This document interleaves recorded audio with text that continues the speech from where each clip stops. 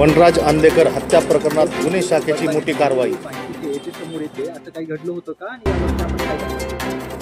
बरोबर 1 वर्षापूर्वी 1 सप्टेंबर 2024 रोजी वनराज आंदेकर याची हत्या झाली होती आणि त्यानंतर त्या तपासामध्ये जवळपास 23 आरोपी निष्पन्न करून त्यांना अटक करून त्यामध्ये मोक्काचं कलम सुद्धा लावण्यात आलं होतं। यापैकी सर्वच्या सर्वजण अद्यापही हे न्यायालयीन कोठडीमध्ये आहेत। 1 वर्ष पूर्ण होत असल्याचं निमित्त साधून त्यावेळीची जी घटना आहे त्या घटनेचा कुठंतरी उट्ट काढायचं, कुठंतरी बदला घ्यायचा, आपलं वर्चस्व जे आहे ते वर्चस्व टिकून राहिलं पाहिजे याच्यासाठी अशा प्रकारचं नियोजन चालू आहे। एक गोपनीय माहिती आम्हाला प्राप्त झाली होती आणि त्या गोपनीय माहिती प्राप्त झालेल्या त्या माहितीवरनं दत्ता काळे नामक जो इसम होता, या इसमाला भारती विद्यापीठच्या हद्दीतून आम्हाला ताब्यात घ्यायला यश मिळालं। त्यानंतर त्या ठिकाणी त्याच्याकडे जी विचारपूस करण्यात आली त्यामध्ये काही फायरआर्म्स या कारवाईसाठी त्यांनी आणले होते याची सुद्धा माहिती प्राप्त होतीये। याचा सखोल तपास चालू आहे। यामध्ये इतरही आरोपी त्या गुन्ह्यामध्ये इतर 7 जण हे आरोपी करण्यात आलेले आहेत।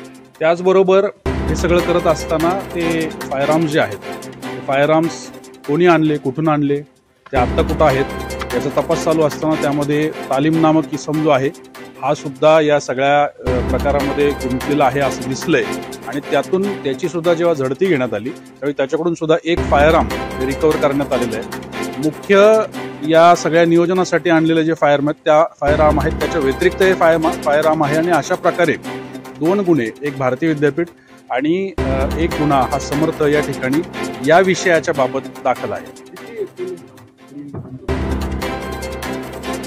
सद्यस्थितीमध्ये आपल्या या तपासामध्ये एक फायरआर्म रिकव्हर झालाय। त्या उपर अजूनही आपल्याला अपेक्षा आहे की लवकरात लवकर याच्यामध्ये इतर फायरआर्म्स व आरोपी हे सुद्धा आपल्याला मिळतील। नेमकं कोणाचा बदला घ्यायचा होता,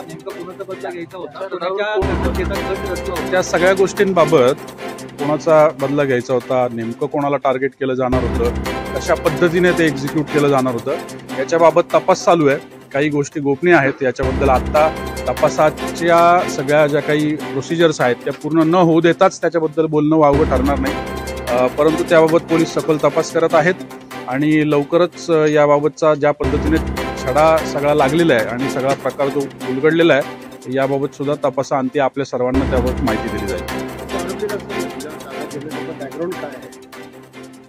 जो आरोपी ताब्यात घेतलेला आहे हा यापूर्वी अशा काही गुन्ह्यांमध्ये न्यायालयीन कोठडीमध्ये आतमध्ये होता। त्याच्याबद्दलची माहिती प्राप्त आहे ती माहिती अशी आहे की त्या ठिकाणी न्यायालयीन कोठडीमध्ये असताना त्याची काही जणांबरोबर ओळख झाली आहे आणि त्या ओळखीतून त्याला एक प्रकारे रेकी करण्याची जी प्रक्रिया असते, म्हणजे पाळत ठेवून माहिती काढायची त्या भागामध्ये, याची जबाबदारी त्याच्यावर देण्यात आली होती आणि मग त्याला आपण संशयावरून ताब्यात घेतलं। त्या ताब्यात घेतल्यानंतर आपल्याला हा सगळा प्रकार जो आहे तो निश्चितपणे कसा होणार होता याच्याबाबत पुढे माहिती मिळत गेली आणि त्यानंतर ही सगळी कारवाई या सगळ्यांवरती करण्यात आली।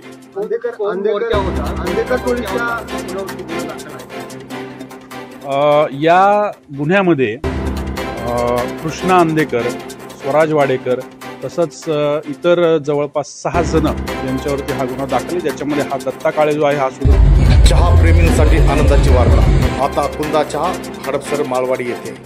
पत्ता survey number 210, Sane Guruji hospital शेजारी, सरस्वती कॉम्प्लेक्स, पुणे 28। अवश्य भेट द्या। कुंदा चहा।